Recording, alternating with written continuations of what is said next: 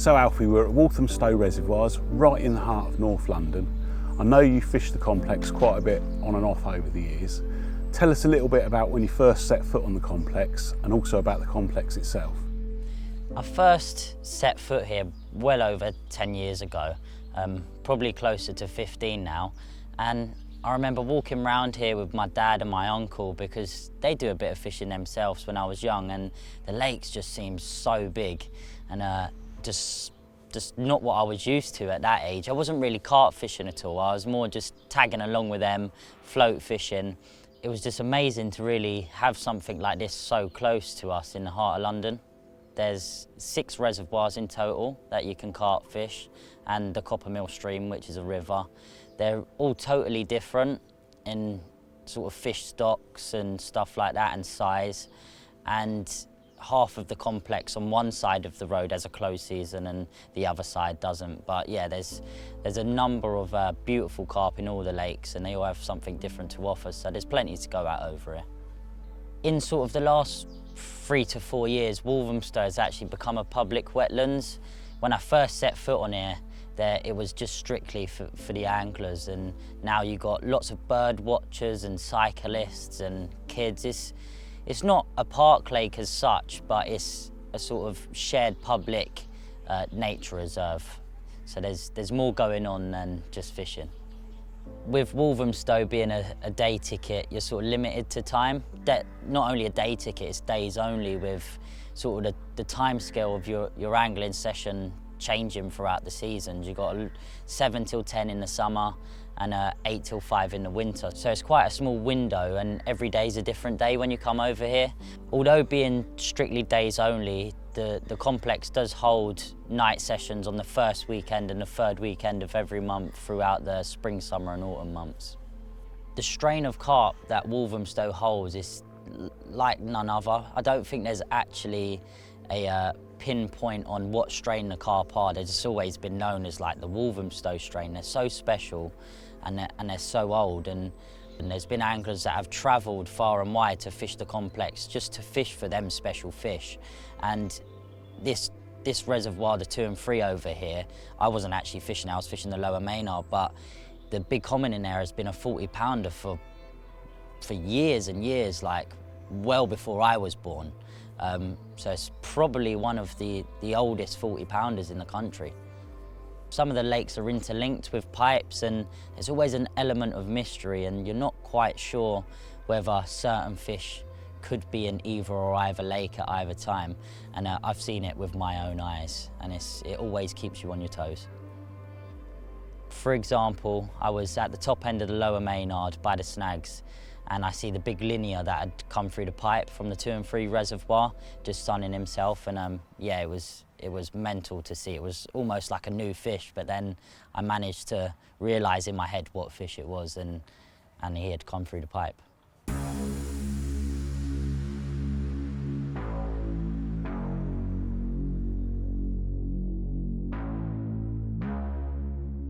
So bringing things more up to date, Alf, I know after years of fishing in other places around London, last spring, May 2022, you decided to concentrate on Walthamstow. What made you want to do that? I'll be honest, as everyone will know who's followed my angling over the years, I like to fish for more of the unknown, do my own thing and fish for special fish off the beaten track as such.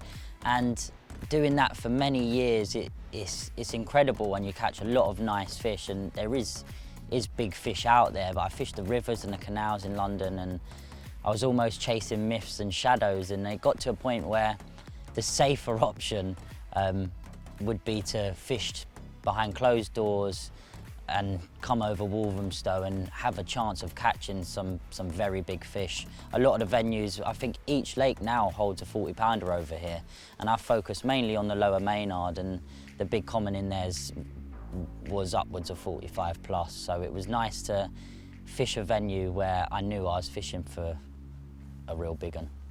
So you mentioned this big common on the lower Maynard. Was that your main target, or was there other fish you wanted to catch on there? I'll be honest, always when you're targeting a venue like that, the main prize is generally the biggest in the pond, but I was after quite a few of the others. There was some lovely carp in there. There was plenty for me to go at, and it was a clean sheet, like anyone will know. Once you fish somewhere, you go somewhere new. Every bite is a new fish, and it's really enjoyable fishing. So starting off on a new venue, Alf, what was your approach and how did you get on? I kept it quite simple at first. I was travelling really light so I could keep on the move. The lakes are pretty big here and the fish are renowned to move around, and it's sort of a lot of single hook bait fishing and fishing for shows. So I was travelling light, fishing little pop-ups and bright hook baits, and I actually managed to catch a few fish on my first few trips, and commons to begin with, but I knew there was some really nice mirrors in here. And on my third trip, I managed to catch a nice one, snub nose at 34.5, which was a mega old dinosaur of a carp, and I was well over the moon with that.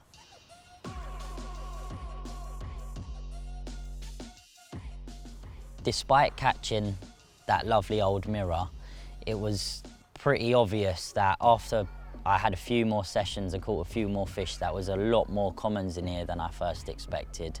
I don't think I had another mirror for nearly 20 bites after that. And yeah, it was quite a shock, because I really wasn't expecting there to be probably not as many fish in the lower to begin with, but definitely that many commons, and it was them nice old mirrors that I was after.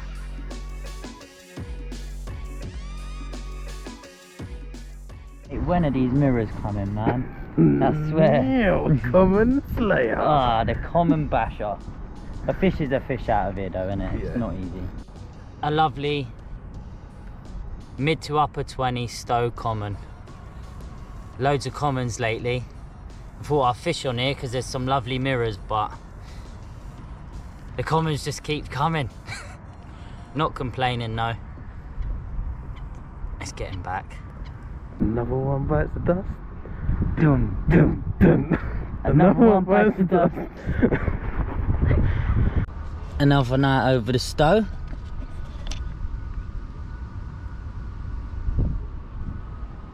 Three rods.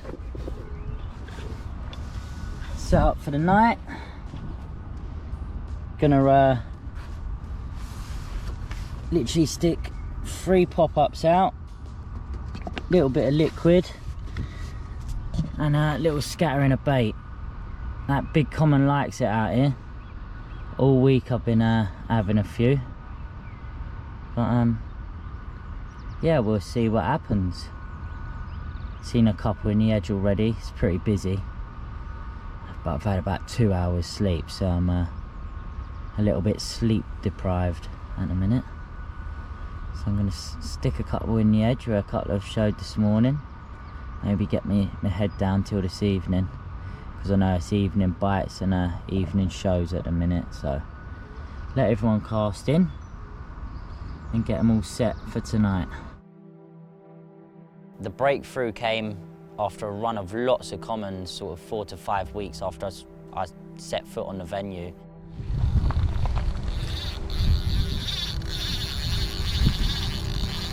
Oh, Jesus Christ almighty.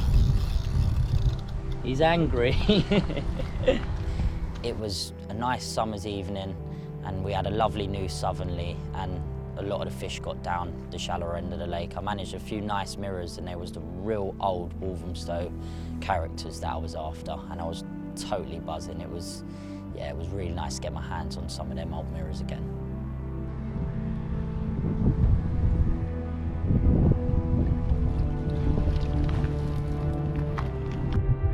Billingsgate, pop-ups, and Cremino again. Lovely old one. Let's take a few photos and get him back. With one of the mirrors being a beautiful old wood carving linear, you could just see that it's as old as the hills and a real Walthamstow original, and a good fish too. Good 26, 27 pounder. I didn't weigh him, but he was a nice one. And a real dark jet black old one too. That is very rare. And I don't remember seeing many pictures of that one, but that was a cracker, and still to this day one of my favourite carp that I've caught from the lake. Lovely stow carp. 2 mirrors, long awaited, well worth the wait.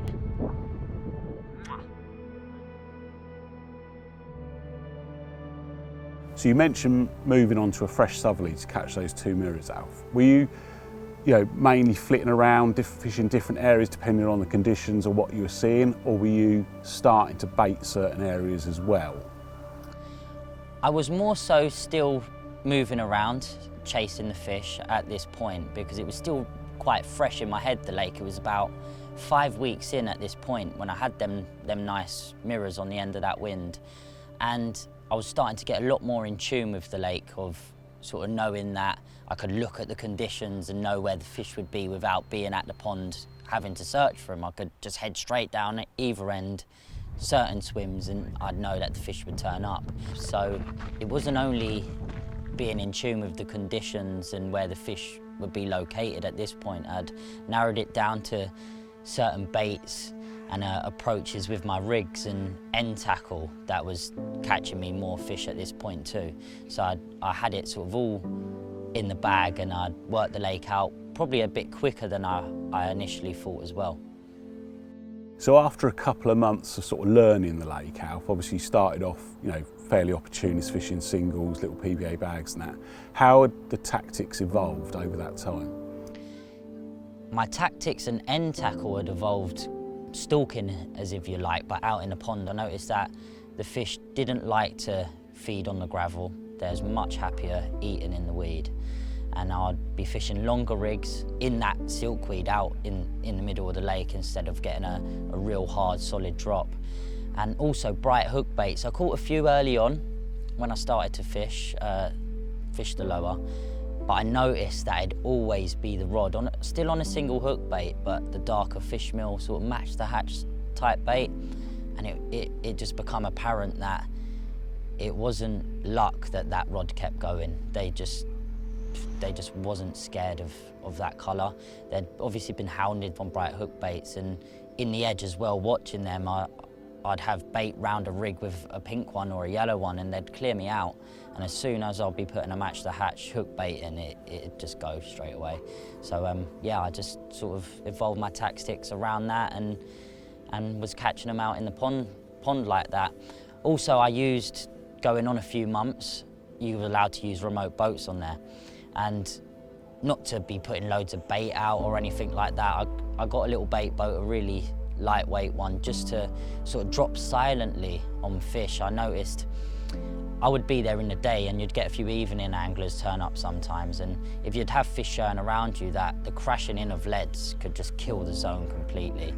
And with using that boat with the silent approach and a little handful of bait, that I probably caught a few more fish per trip with not crashing leads around, and that certainly helped. And being a little bit more accurate, fishing in the silkweed, in around gravel sometimes, which sounds mad because you'd usually fish on the gravel, but to place my rigs on the weed amongst gravel, it definitely was working. If I fish well, it'd be generally 1 or 2 bites you'd be expecting it in an afternoon.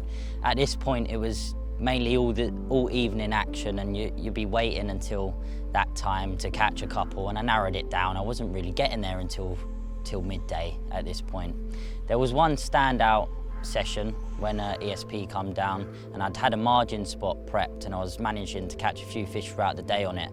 If I didn't really see much, with the clarity getting a little bit worse and had a bit of a bloom at this point, I was catching bonus fish off this margin spot. And lo and behold, it all panned out really well, and I had a great session that session. I think I managed 4 or 5 fish that trip, including a lovely old lever, one of the nice old mirrors that I was after, with a clean mouth, and a few more commons. Here he is, a beautiful Walthamstow lever. I thought he was actually the big lever when he popped up.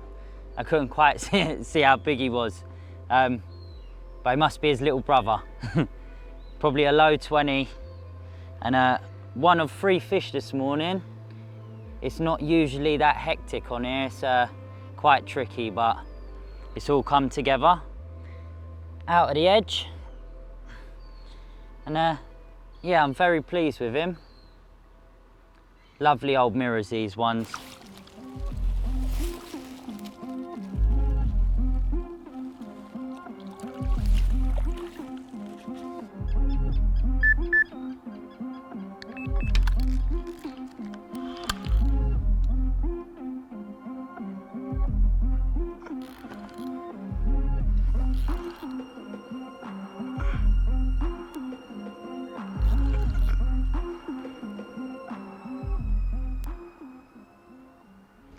Very strange bites, man.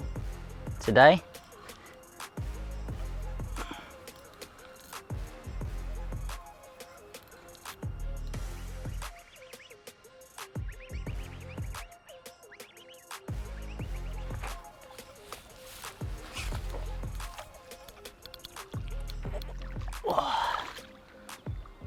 Another one bites the dust.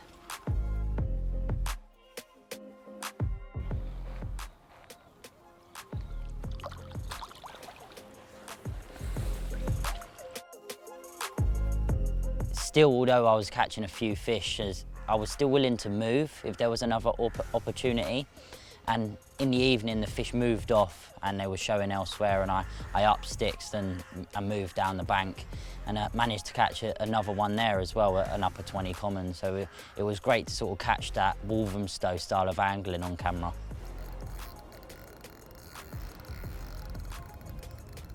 I moved swim from earlier, just down on a few showing fish, right by the gate, which is handy. And yeah, I was just doing a little bit to camera about some of my specimen fishing, and the rod's gone. True Stowe fashion. The sun's setting behind me.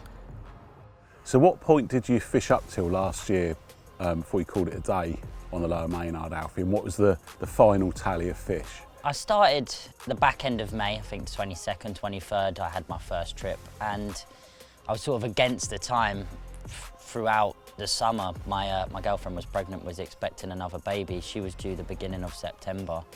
And at this point, with me catching quite a lot of fish, and I was sort of trying to get my head around how I was going to catch this biggun, or even multiple bigguns. I felt really hard done by. I had, in that period, I think it's only like 3 months or so, 3 to 4 months, that I had 56 fish and 41 of those were commons. So I only had 15 mirrors. And just before my daughter was expected to be born, the big common come out again. So I kind of wiped my hands with Walthamstow that summer and moved on to somewhere else for the autumn and the winter.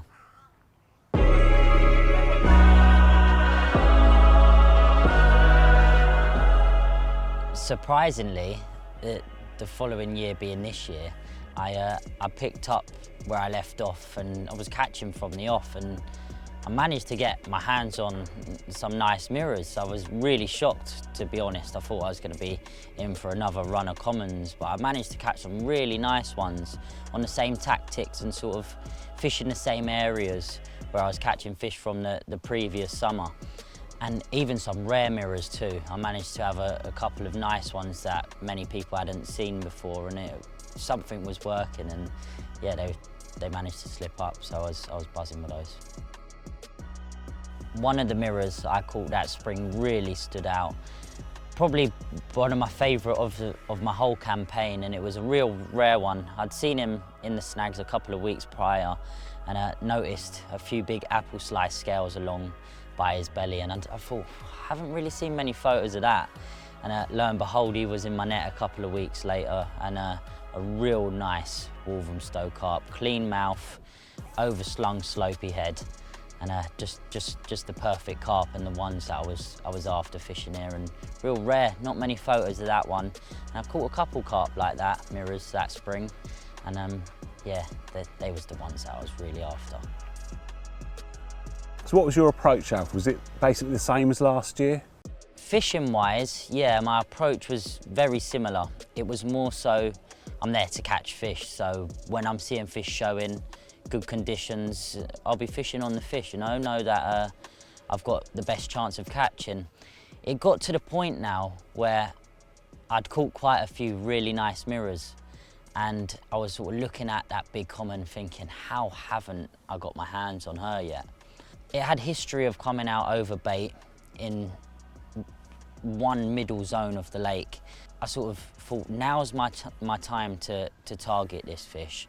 I'm pretty satisfied with what I've caught, and I put my eggs in one basket and decided to bait heavy out in the open water. Approaching other venues, I generally like to bait quite heavy with pre-bait, get the carp really confident in on a certain area and have the best chance of catching when I go fishing. Walthamstow's completely different. With it being a day ticket, you've got anglers left, right and centre, and I didn't really want to so much waste bait and prepare an area with other anglers sort of sitting in the swims all the time. So I was in two minds, but with there being a close season on one half of the complex here, when it sort of went past June the 16th, the lower Maynard would get a lot quieter. And that's what I'd done. I kind of baited heavy up to the June the 16th when it would quiet off, so I could get in the swim and know that the bait was working for me. A lot heavier than normal, I think, mixed boilie and particle out on one area. And 2 weeks prior, I'd done this to one of the night sessions, and me and my friend Ryan done a session, and we fished swims next to each other. And I managed to get 3 bites off of that baited area after unloading that much bait. And I knew that the spot was working at this point. And with that common being known to come out in that zone over bait, I just thought that if I could sit on my hands and not move around on showing fish and concentrate and get something going out in the pond, that I might have a bit more of a chance of catching her. A few of the fish that I had off the baited area that night was a lovely little lever. There's 3 levers in there. I'd managed to catch 2 of them, and there was a bigger one as well, a mid-30 that had managed to evade me. One of the 3 levers, the big one's still eluding me, but this old buckled up banana, he's well welcome. And a nice mid-30 long common, that was a surprise, a new one too. And I was just confident that the bait was working. With putting in quite a lot of bait, it was obvious that they really loved it. Another one bites the dust. Just lost a good fish on the margin. But you can't win them all. One of 6 in the last little 24 hours. And I didn't get many bream. There's a lot of big bream in there, and I was quite worried that with the particle being sort of a bulk feed with me pre-baiting, that they could cause quite a problem, but I didn't get any bream. I managed 3 carp that first trip after baiting heavy. So I put a bit more bait in, I think a couple of buckets of particle, 20-litre buckets, and was going to give it a few more days and try and find some fish elsewhere before I returned to the baited spot. After I baited catching them few fish on that night trip, I obviously wasn't going to fish over that amount of bait. I put quite a lot in, knowing that it was working. If anyone remembers, we had northerly winds for nearly 2 months, and luckily enough, after I had baited that session, that it swung round to southerlies, and I knew the fish were going to get straight down the other end. The same end I caught some really nice mirrors the year before, and I knew the spots because I had done my homework. I carried on with the same tactics where I left off, fishing into the silkweed in amongst the gravel patches in the margins. And I caught a few commons on the first day. This was the Monday, and the next day I returned fishing the same spot after putting a little bit of bait in. I'm glad that I let that bait do its thing and moved sort of areas after catching them few fish, because the next bite that I had down the other end was a real special carp. One of the A team, and yeah, certainly a big highlight in my angling on the lower Maynard. Where I was fishing to down this shallow end, I was fishing sort of on a marginal shelf in front of a big fallen tree, and you had to sort of give the fish quite a bit of stick when you hooked one with a tight line over to the spot. you didn't get much indication. It was either a drop back or a couple of beeps, and the rod would be out the clip, and you'd have to pull the fish away from the snag. You wouldn't obviously know what you're hooking, because it's almost stalking, but you're fishing away from the spot. So when you're baiting up, you can see that the fish are there. If you was fishing from that point, you would notice and see the fish take your bait, but I was fishing it from a different swim. And yeah, straight away when I had this bite, as soon as I picked the rod up, I could tell that it was a better fish. Not like some of them smaller ones I caught the previous day. There was more weight there, and he was gunning for the snag. I had to really give it some beef to pull him away. And sort of after I got the fish away and it come up on the surface, it was just a heavy weight coming in along the top of the weed. There was some weed in the edge, and when I got him closer towards me, managed to get stuck in that briefly. And I actually noticed and realised what fish it was at this point. And with it being the big lever and one of the real big special Walthamstow carp, I was praying that she come into the net. And yeah, managed to land her safely, and what a buzz that was. Well, one of the A-team finally. Big lever. 34 pound. And a day after my birthday. So thank you, you old leather boot. It's made me well happy. Let's get him back. What a lovely old Walthamstow carp.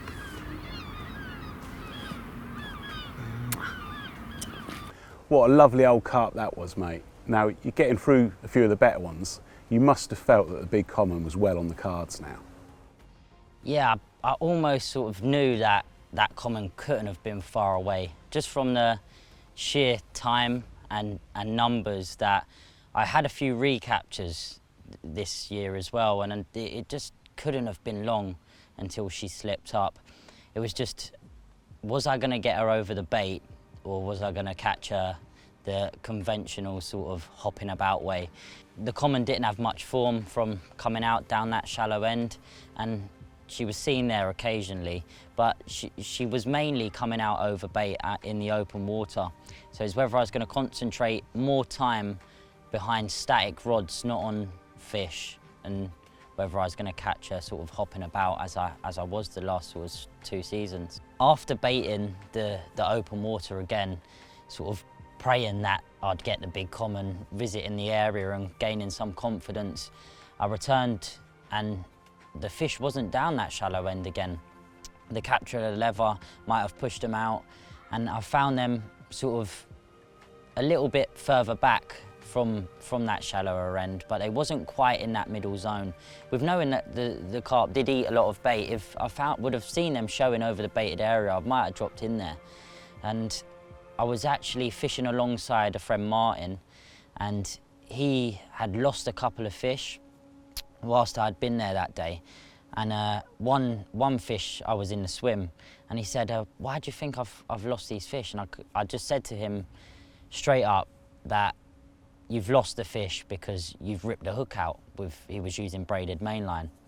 Anyway, he was adamant that he was going to pack up and get some mono on his reels and return fishing down there when he had done that. And there was still fish showing out in the zone where he'd lost a couple. When I was observing sort of the zone where Martin was fishing 100 yards down the bank out in the open water, there was a lot of bubbling going on. Not as many fish showing that was in front of me, but there was clearly feeding out there. And with it being the evening, I just thought that I have to get in there because there was going to be a few more anglers turning up, and if there was a bite to be had, I wanted to make sure that I was on the fish for the afternoon. It was what unfolded over them last 3 hours. I think you was fishing up until 10 o'clock at this point before we had to be out, and it was 7 when I moved swim. And I think as soon as the first rod went out, I had a bite straight away. Then the second, and then it was carnage. I had 7 bites in the last 3 hours, including some mega old Walthamstow mirrors. And yeah, it was a red letter. There was something out there that them carp really was loving. And it was just all of a rush and just so much carnage. I hadn't experienced that on there. I think even Martin, who's a regular, he was like, I haven't seen anything like that in the years that I fished here. Knowing that I was returning the next day, I put a little bit of bait in the same swim and just thought, I've got to get on that gate. It's a hard slog, you know. I don't get up at 5 in the morning, breakfast, and there's a lot of prep involved to getting in the same swim and getting something going when you're fishing on a days only venue, as a lot of people will know. I just made sure that night, when I got home about 10:30, I ran round to Sainsbury's. I got some food for the morning and some breakfast, and I was going to be on that gate at 5 o'clock, knowing that I was definitely getting in that zone again and having the best chance of hitting the striking whilst the iron was hot. I returned the next morning at 5 o'clock, 2 hours early, and luckily I was the first on the gate. It was a strange old morning because it was flat calm and there wasn't as much as a wind as the day before. And when I got into the same area, there wasn't much bubbling going on. I got the rods out perfect, and after about 20 minutes I noticed a lot of splashing and thrashing above sort of where my rigs were. I was thinking, please to God, don't start spawning, as we had a little bit of a warmer spell over the last couple of days. I had a bite not long after that, and followed by another bite, and I noticed that there was a lot of fresh weed on the rigs when I'd landed these fish. A nice mirror and a nice common. I just unhooked them and put them back. They wasn't that big. But in the weeds there was lots of fresh bream eggs, and that was why the carp were there. Fresh weed, and as I had learned over the past couple of seasons, that they just loved feeding in the weed on the lower, that they was just troughing the fresh bream eggs. It was action from the off after that. It was just bite after bite after bite, and I think after about my 6th fish, I had the remote boat with me, and I managed to lose it because the battery had died, and I got the rods out perfect. I was playing a fish and the boat died, and I remember looking for the boat because it had blown down and tucked into the reeds. I was fishing at range, so I was having to use the boat to get out there, and I just heard a couple of beeps. And I ran down to the rods, not expecting nothing. You know, when you're just catching so many that it just happens all so fast, that I had to drop back, pick the rod up, and from the off I could tell that it was a better fish. It was very heavy and just come in along a straight line. I already had a couple of fish in the net, so it was had a little bit of weight to it, and I was starting to worry that, was I going to be able to net a fish effectively at this point. And I put my glasses on when the fish got pretty close, and off the edge of this swim was really deep and tap clear, lots of fresh weed growth coming up to the surface, and I just see sort of out of the deep water come up a real sort of bluey golden shape, and as it turned I was almost like, where it was so deep down, thinking, is that the big common? I wasn't too sure, with there being some like mid-30 commons and some other good commons in there. It wasn't until I got it real close to the net that I realised I've got her. I've jumped in up to my knees, waded out and managed to net her. I was buzzing. I just looked in the net and just screamed, I've bloody got her. Turned round and there was a woman standing behind me in my swim, and I had to apologise. I said, I'm not out of my mind. I've just caught the biggest fish in the lake. And she just laughed and was just like, okay, enjoy your day, and walked off. I think she probably thought I was more madder being that excited over a big carp than anything. But it was such a relief, and everything unfolded so quickly. There we go. It has been crazy the last couple of days. There we go. It's been mad the last couple of days. Had it right off. And do you know what? good things come to those who wait. Down there is the big common. I think I had 18 fish in a couple of days. It was incredible, and for the common to be the last one and the icing on the cake, it just made that campaign ever so special. Well, there she goes. 45 £, and a proper old English common. Oh. Made me work hard, this one. When I got her into the net and sort of had a breather, I went down and unhooked her and stuff, and at first I thought she looked pretty small compared to her last capture. She done just over 50 £, in the spring, which is absolutely enormous. I've never dreamt of catching a carp that big. After I got her on the scales and the adrenaline wore off, she just seemed to get bigger and bigger, and she was spawned out, just scraped 45 £, which is a new PB for me, and an enormous carp, the biggest carp that I've ever caught, and a proper Walthamstow 40 pounder, and it really meant a lot to me. Very special fish, and I won't be forgetting that anytime soon. Yeah, baby. See you later. That looks massive there, isn't it? Yes! Have some of that! Bosh! Another one bites the dust, baby!